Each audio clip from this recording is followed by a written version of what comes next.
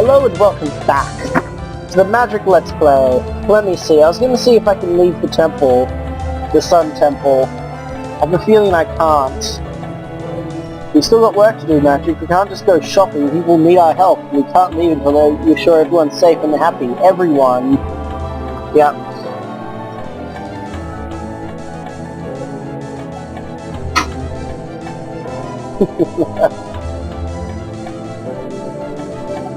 Did I get the good thing from him yet? I don't know. Anyway, this is a bit loud. There we go. It's not charging. God damn it.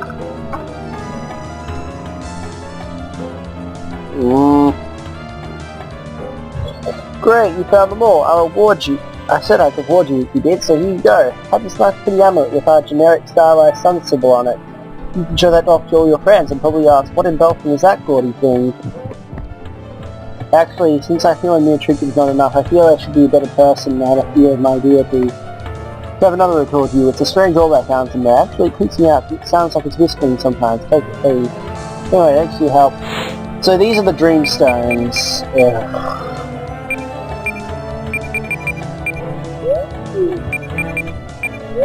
I'm not going to do them. No, they take too long. Well, I'm sure glad to be up. I thought I was done there. I just got so involved in my reading that I didn't know when the others were evacuating because of the monsters. Could have been the enemy, but you saw that it wasn't. Thank you again. I didn't need your help. I could have taken those monsters on by myself. I was just busy, and you took me for my work. Thanks again. I'm okay now. So what the hell does the amulet do?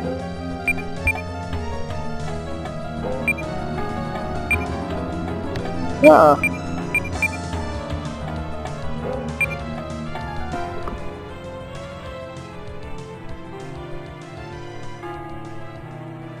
So back to the city.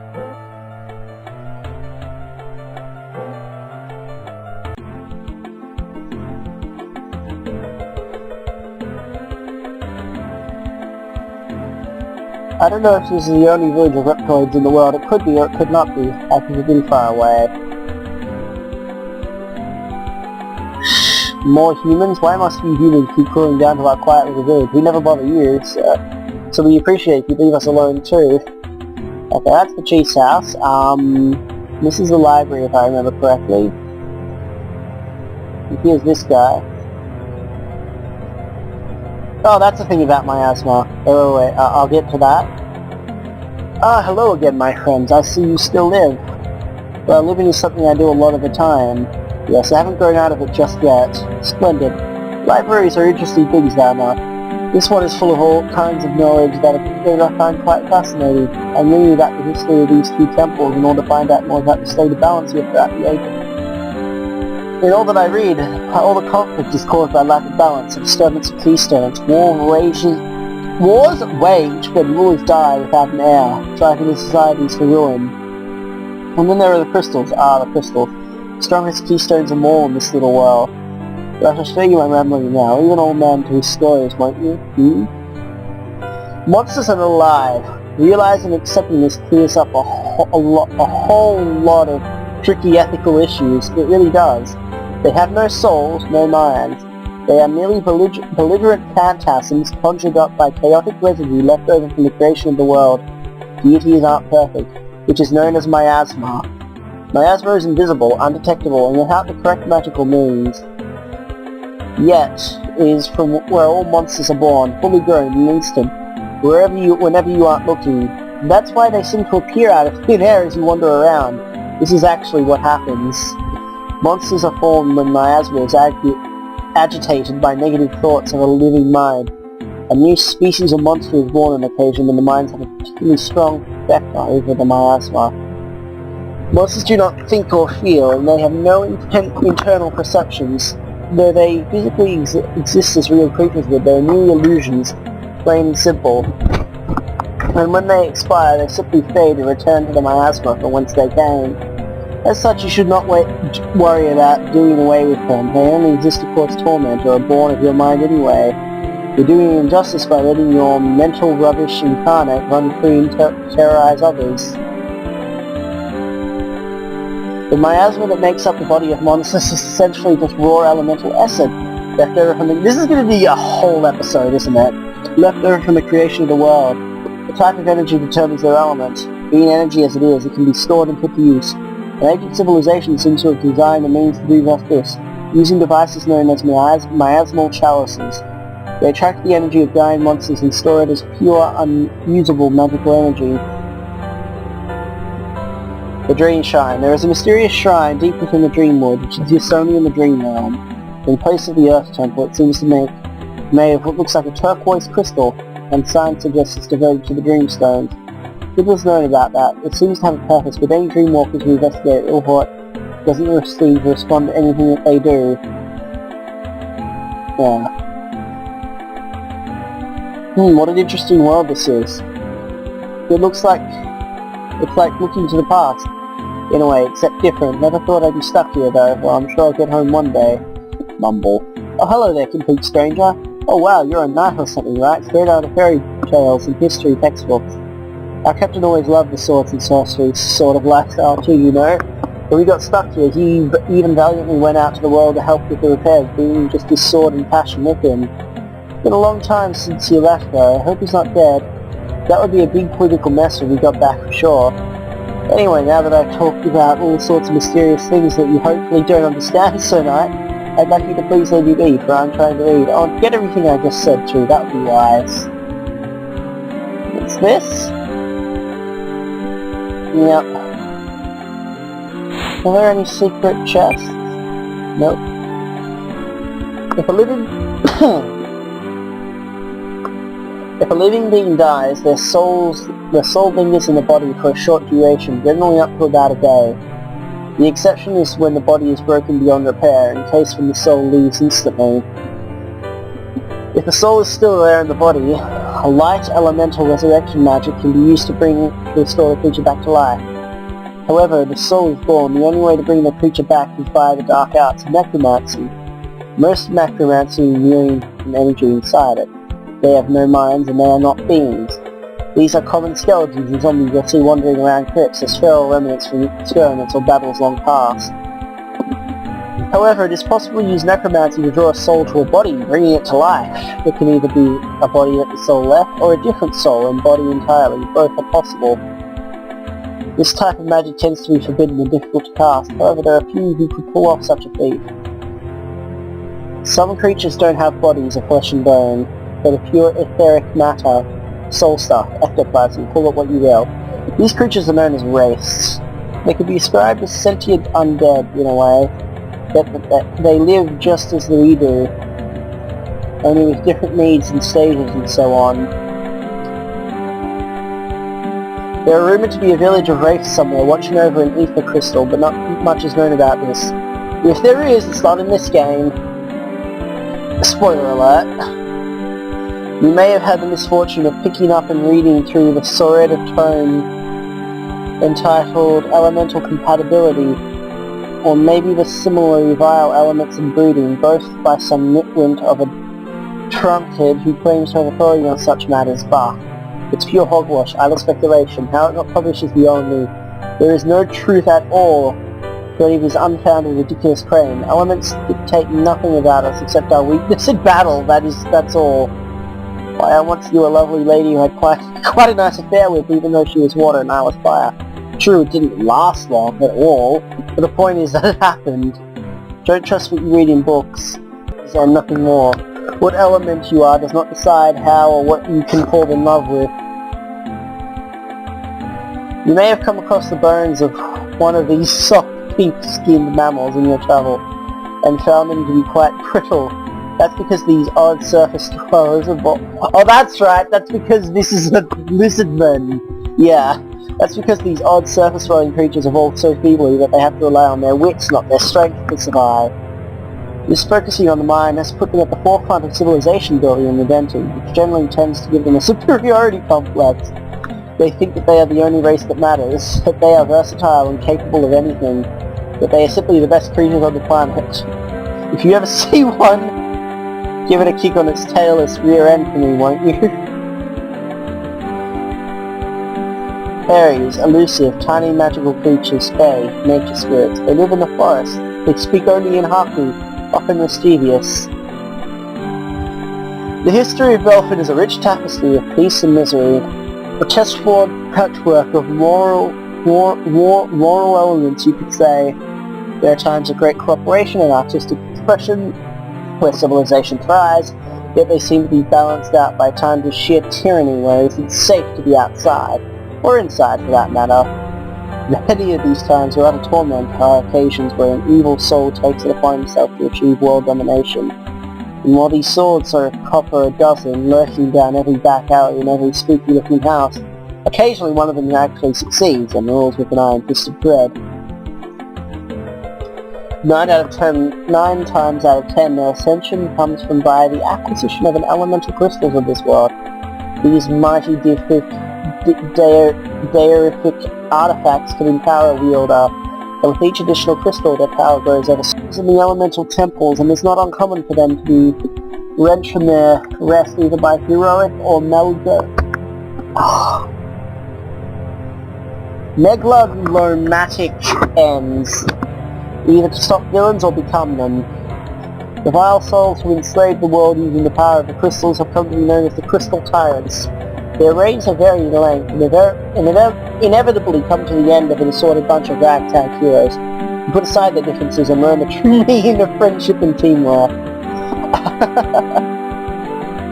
Baron von Doomkill. Oh shit.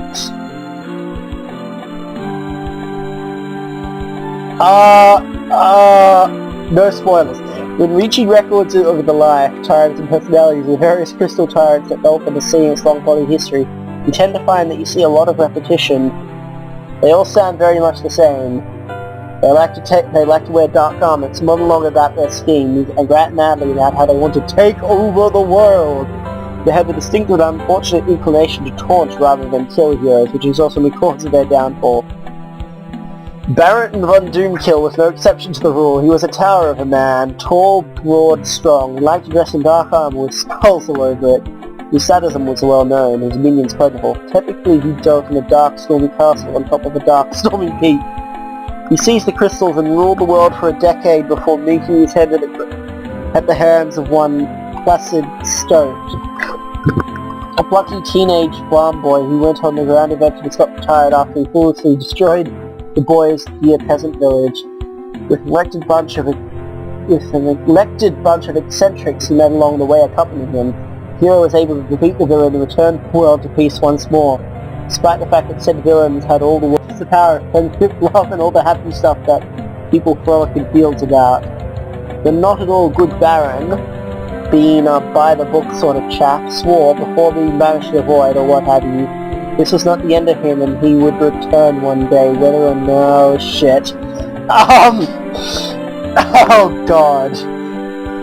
When the planet was forged, it was without civilization or artificial constructions, but a raw earthy sphere, ripe for life. However, despite the fact that there were no living creatures upon the face of Belford, there were the elemental temples. They were built by gods to house the elemental crystals, and they are much the same today as they were in the beginning. They are maintained by the elemental deities by some degree, so they are never destroyed. If they fall, they rise once more, almost instantly.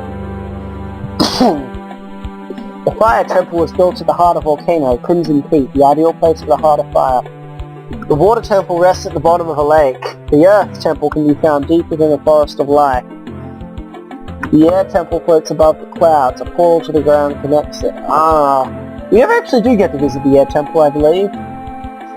Around the Light Temple, an early human settlement grew, eventually erecting a castle around the most precious of relics. The Dark Temple once served as gathering point for the vile and unjust, a pilgrimage of destination to those with evil dreams, but has since been lost beneath the shifting sands of a mountain that was dissolved with magic. From a dark crystal tyrant, ironically. There are rumors to be a 7th temple of a 7th element, ether, yet nobody knows anything about it. It is rumored to be guarded by Wait. That couldn't be the miasmic... Maybe.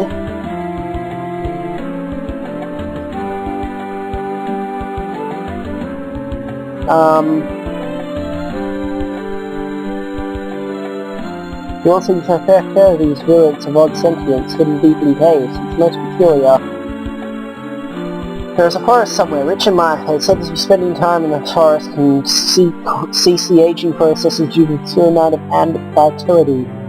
Yet it is not a wise idea to plan to live there, as abundant life means abundant danger for the unwary. The forest, or the lifewood, grows around the temple of Earth. The earth crystal within gives what gives its forest its vacacious enchantment. One of the most notable things about the lifewood is its strong connection with the dream realm. While a copy of all parts of the material world exists within that sliver of a realm between this world and its imaginary. Blah blah blah blah blah blah blah blah blah blah blah blah. The abundance of life in the lifewood takes abundance of false life in its honorific counterpart, creating a vivid environment known by the distinct name, the Dreamwood.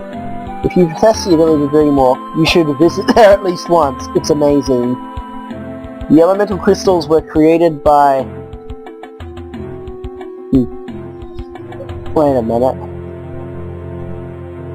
Were created by the elemental deities. Volcus forged the fire crystal, Krunasuna forged the water crystal, Huak forged the air crystal, Kumgrum forged the earth crystal, Ariden forged the light crystal, and Shumabra forged the dark crystal.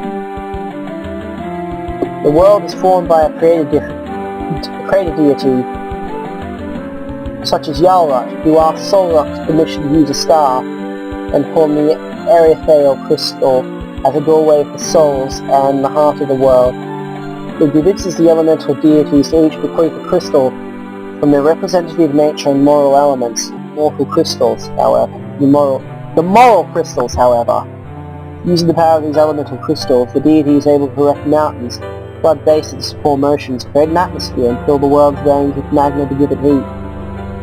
Once the world is forged, the crystals are housed away in the elemental temples, yet retain much of their power. Mortals who seek them out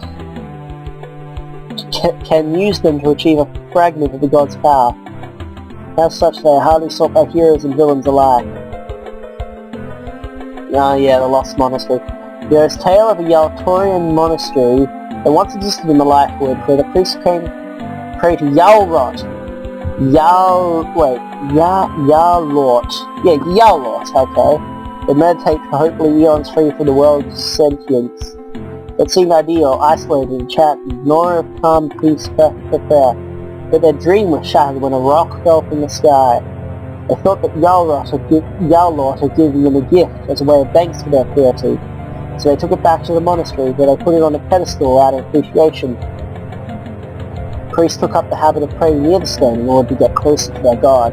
In time, however, the priests began not praying near the stone, using it as a conduit, but prayed to it as an idol. It said that this angered Yalort, and this may well be true, as over time the priests succumbed to a baleful madness and their monastery was lost forever, swallowed by the woods that they once called homes. Thus idolatry came to be known as the greatest sin against the Omni-Dragon. Oh, that's interesting. Though thoughts and dreams are born in the dream world, a segment of the lower astral or big realm, there they remain eternally once created. The brain merely acts as an interpreter of sorts, and the control panel which though the dream world is similar, they overlap with the dream world as being a sort of astral film over the top that physically exists. As such, on occasion, mind stuff, thoughts, can mix from the dream realm into the material. Unable to exist as a pure thought, it crystallizes in physical form, a perfectly smooth gem-like ball of a dreamstone. These stones contain a copy of the thoughts or dreams of a living creature and can be accessed by a mind close to one of the orbs which the crystallized thoughts are entered. If the person holds the orb with their hand and concentrates, this allows them to witness a secret private thoughts or real events which they did not actually take part. And that's it.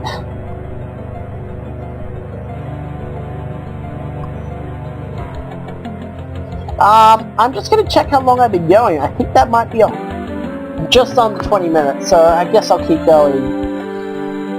I'm naked, okay?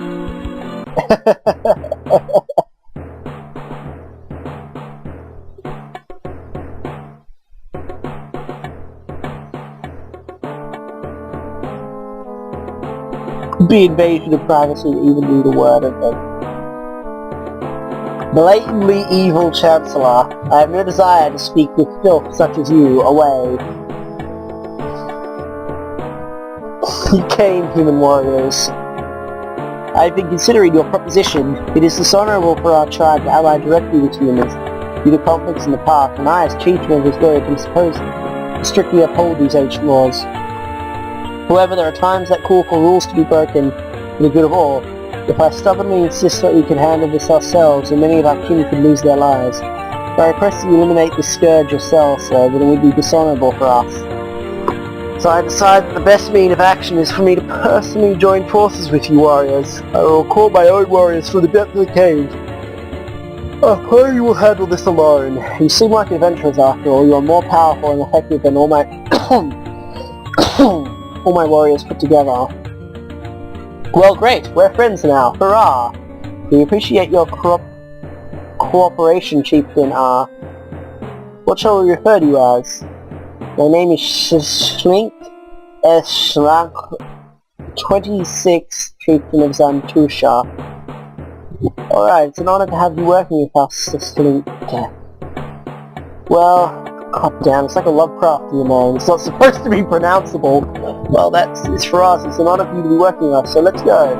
Yes, my warriors reported. The disruptive intruder headed deep into the sand-filled caverns. We must travel there. The caves are north from this village. While I'm gone, the village will still need to be watched over.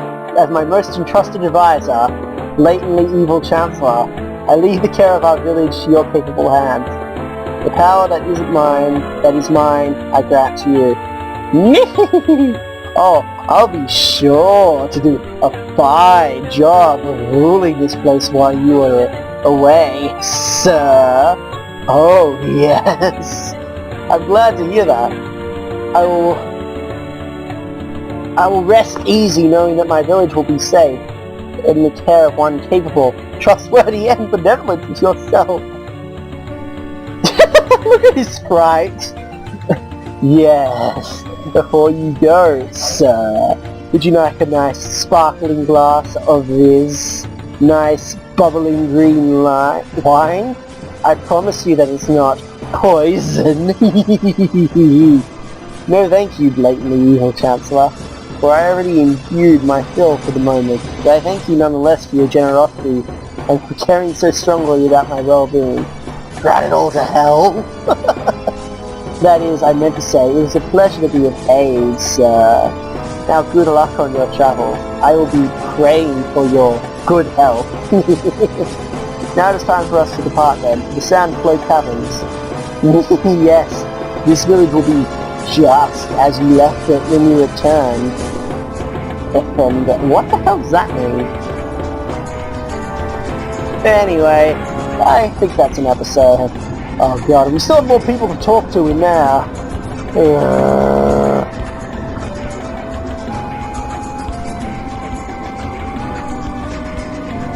Oh well. Bye for now, everyone. Why the hell isn't it saving? There it goes.